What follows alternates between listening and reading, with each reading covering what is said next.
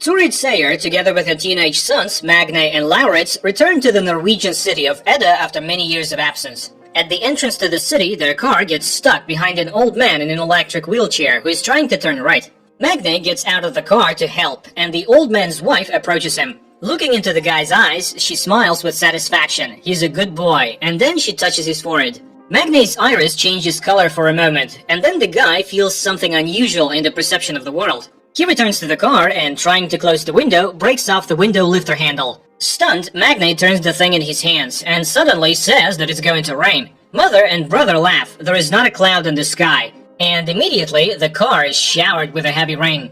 They continue on their way and get to their grandmother's old house. Lauritz is not happy that there is a shabby-looking trailer near the house, and Magne picks up an advertisement that calls for making the air of the city cleaner. The next morning, the guys go to school. Oddly enough, the brothers are assigned to the same class. The thing is, Magne is dyslexic, which is expressed by difficulties with word recognition and insufficient abilities in reading and writing.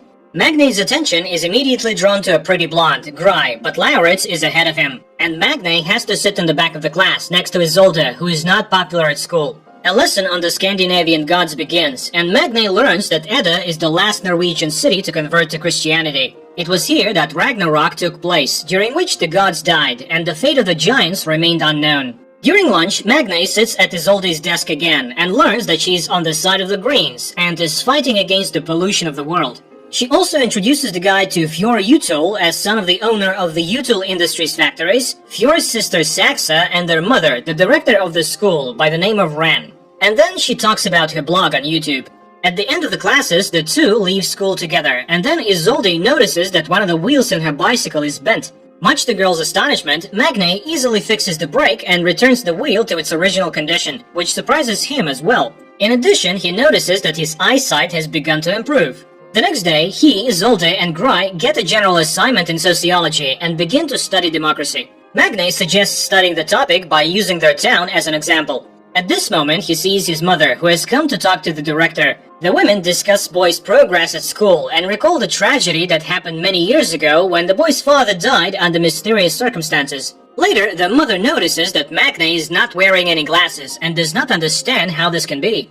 But she's distracted by Vidar Utul's car. It turns out that she and Vidar have known each other for a long time.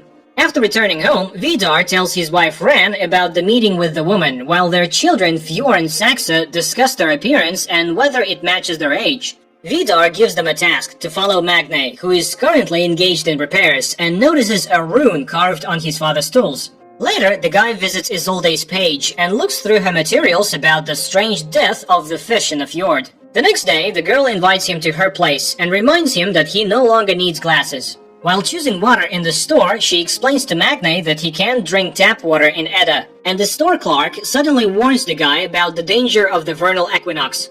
In Isolde's house, the guy finds out that the history teacher, Erich, is the girl's father. At dinner, she invites him to go with her to the mountain, as she monitors the speed at which the glacier is melting. They can go down by paragliding. The girl asks her father questions about her mother's death, but he keeps silent. Magne shares his memories of his father, and sweeping the girl's diary off the table, finds out that she has been hopelessly in love with Saxa for a long time. The next day, he tells his classmates about the upcoming hike in the mountains, while Fjord invites everyone to a party at his house. Returning home, Magne finds his mother repairing the fence, and his attention is drawn to his father's sledgehammer marked with the rune. The next day, Magne and Isolde go to the mountains. Soon they reach a blocked bridge, but Magne resolutely steps over the warning sign. Suddenly, the boy gets a text that his mother is unwell. He hurries to the city, and Isolde goes on alone. Meanwhile, Vidar's car is driving along the mountain road. Stopping on the side of the road, Vidar goes outside, undresses, and starts hunting deer grazing on the mountain. With one blow, he kills the animal and rips out its heart. Meanwhile, Isolde reaches the glacier and sees her marks. She takes water samples and then notices the thawed entrance to the cave and photographs it. Once inside, she finds a door blocking the entrance to the depth of the cave. Standing over the fjord, Vidar eats the raw heart of the deer and emits a heart-rending cry, which frightens Isolde.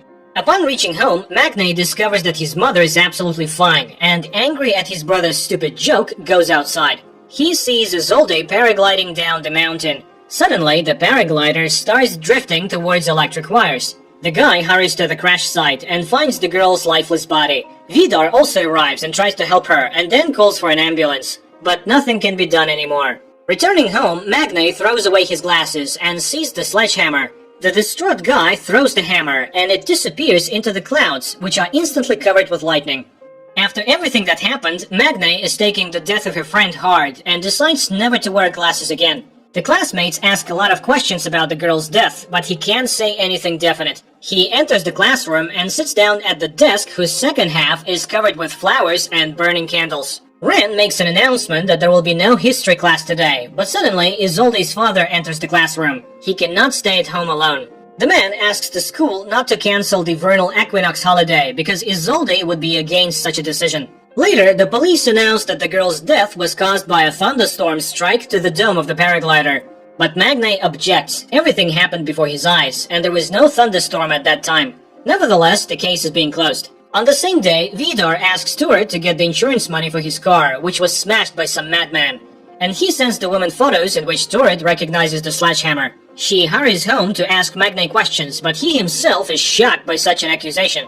The guy calculates how far he threw the hammer, 1,537 meters, but this is impossible. Magnay buys a new sledgehammer and throws it in a deserted place late at night. And then he calculates the distance, 541 meters, which is several times higher than the world's record for hammer throwing.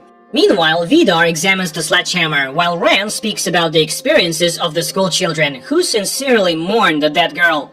And then the husband suddenly admits that he killed Isolde because she found the entrance to the cave. The woman gets angry. They agreed not to touch the children, but since it happened, they need to find Isolde's lost phone. At school, Gray and Magnay continue to work on the project together and listen to a warning not to blame the destruction of the planet only on the rich. Later at home, sorting out his mother's things, Lauritz finds an old blouse. Magnay invites Gray to work at his house, which leads to a heartfelt conversation about Magnay's past. Meanwhile, Turid notices Erich in the store looking lost. She expresses sympathy, and the man is grateful to her for it. Lauritz finds Magnay watching the weather forecast. Magnay insists that there was no thunderstorm the day Isolde died, and then he admits that it was he who threw the sledgehammer into Vida's car. But his brother doesn't believe it. The celebration of the vernal equinox begins at school. The classmates show Saxa a photo of an improvised altar at the site of Isolde's death, while Vidar inspects this area in search of the girl's phone. He notices that Magnay is visiting the place too. At school, everyone is shocked by the sight of Lauritz, who came to the evening in his mother's blouse and with makeup. The headmistress opens the evening and offers a moment of silence for Isolde. Saxa sings a song about her native land, which is interrupted by the appearance of Magnay. Later, Lauritz advises his brother to forget about Gray, because Fjord is already hitting on her. Later, Lauritz starts hitting on Yukutu. Then the headmistress takes the two boys away. Magnay sits down with Gray, but Fjord invites the girl to a dance, and the guy has nothing to do but sit and watch. Watching them, he crushes the bottle in his hand, and it shatters into small pieces. He goes to the men's room, where he meets Oscar, whose mother is a police officer, and he blurts out that the girl died from hitting a rock. At this time, hot dancing begins in the hall, and Magnay sees the headmistress surrounded by boys. Fjord puts on his music, and he and Saxa begin a strange sensual dance, to which Lauritz joins. The three of them squirm on the dance floor, much to the delight and astonishment of the crowd. Magnay goes to Isolde's father's house and informs him about the change in the cause of his daughter's death. He is sure that the police are lying, but the inconsolable father asks to not disturb the peace of his dead daughter. Out of anger, Magnay easily moves the multi-ton car in front of the house, which terrifies Erich. At this time, Fjord, Lauritz, and Oscar are going to the altar, and younger Utul, ridiculing people's stupid beliefs, urinates on the burning candles. Oscar manages to record this and upload everything to the internet. Fjord orders the video to be deleted, but it has already gone online. Magnay is reviewing numerous notes about violations of environmental regulations by Util Industries, which Erich shows him. And he throws away the girl's diary because she has the right to personal secrets. And at Util's house, the owner is feeding his dog when Ren shows him a scandalous photo from the altar. The husband promises to deal with this issue. Sexa is trying to find out at least something new about Magnay from Gray, who stayed overnight at their house, but she does not know anything. She goes to the bathroom and witnesses Vidar beating his son. The man is furious. People worship them too and sacrifice to them. Therefore, his son insulted him with his act too. Frightened, Gray hurries to take refuge in Saxa's room. The next day, Isolde's funeral takes place, and everyone goes to church, but returning home, the Sayer family finds their home trashed.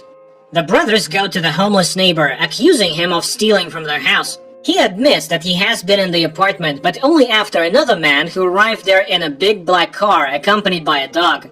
The brothers realize that it is Vidar, but do not understand why he needed it. Later, Magne goes to see a therapist. He feels that everything has changed around him, but does not find an explanation for this. He talks about the robbery and accuses the police of inaction, and the therapist tells Ren about the session. Back home, Magne tells his mother about the conversation with the neighbor and blames Vidar, but Turit says that it's absurd and does not want to hear anything about it, especially since Erich has arrived. He hands Isolde's laptop to Magne because his computer is already failing. The guy searches the computer and finds data on changes in natural conditions in the vicinity of Edda. The same evening, Ren tells her husband about the therapy session. She is furious. Not only did Vidar break into Magne's house, but the guy's neighbor saw him. And now everyone can find out about this inexplicable case. The next day, Gry confesses to Fjord that she saw the beating, and it shocked her. But he changes the topic of the conversation. The girl agrees to ride with him, but Lauritz and Saxa are also in the car. Meanwhile, Magne is talking to a police representative again. He knows for sure that there was no wind that day, but the woman objects. He said that he got to the city in half an hour, and no one can do that. The young people are driving along a mountain road, and Fjord puts on a song in the ancient Icelandic language, which is surprising to Gry. Suddenly, a bird breaks against the windshield of the car. Saxa and Fjord come out to look at it. The sister reminds them of the need to learn at least something about Magne and eats the bird.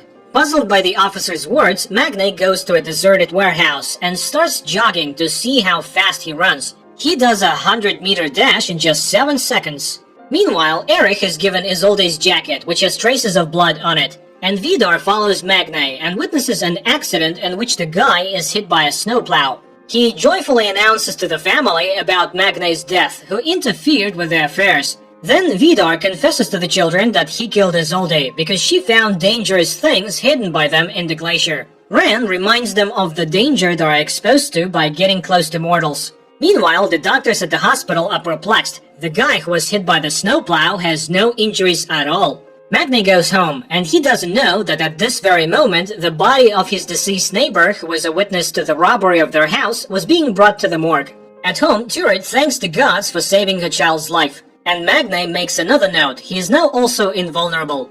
His sight and sense of smell also have improved. The next day, during the lesson, there is a skirmish when Magne blames the Util plants for the emissions of harmful substances which caused the inhabitants of the fjord to die. Saxa resolutely defends her father.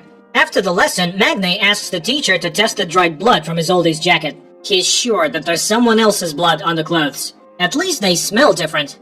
The woman is surprised by his sense of smell and agrees to run the test. Later, Gry asks him questions about the incident. He shows her the jacket and asks her to smell it, but the girl does not detect the difference at all. In the afternoon, a group of classmates goes to a cafe, where Oscar breaks the news about Rand's behavior the previous evening, which he learned about from his friends. Saxa is outraged by the silly rumors and stirs the conversation towards Gry, who is still a virgin. This pisses Gry off, and she goes home, where she finds her father in front of a can of beer. The man is upset. The insurance company refused to pay him money for his sick lungs. No one sees the connection between the disease and the emissions from the Util factories. Meanwhile, Vidar is raging in his house. No mortal could have survived. Who is this guy? To which Rand promises to find out everything very soon, since in the evening the brothers will come to them for dinner. Magne and Lauritz go to the Util house, unaware that they are the only guests of the evening. They are seated at a chic table and are treated to alcoholic drinks. The hosts do not skimp on the drinks. Vidar pours Magne mead, the drink of the ancient gods. Feeling intoxicated, Magne begins to behave inappropriately, and throwing an axe at a target hanging on the wall simply breaks it. And then he confides in Ren about his new strength. The woman is surprised and offers to fight with her hands. The guy promises to defeat her and holds out his hand. They begin to fight, and Magne realizes that he cannot defeat the fragile-looking woman. They fight without restraining themselves, and at some point he suddenly sees the true appearance of an ancient monster hiding behind the guise of the beauty. At this moment, the table breaks down. Jumping up from behind the wreckage, Magne sees the woman in front of him again. He goes to the bathroom, and after washing his face, looks up at the mirror and suddenly sees the face of an ancient warrior staring back at him. Coming up next, a recap of the following episodes.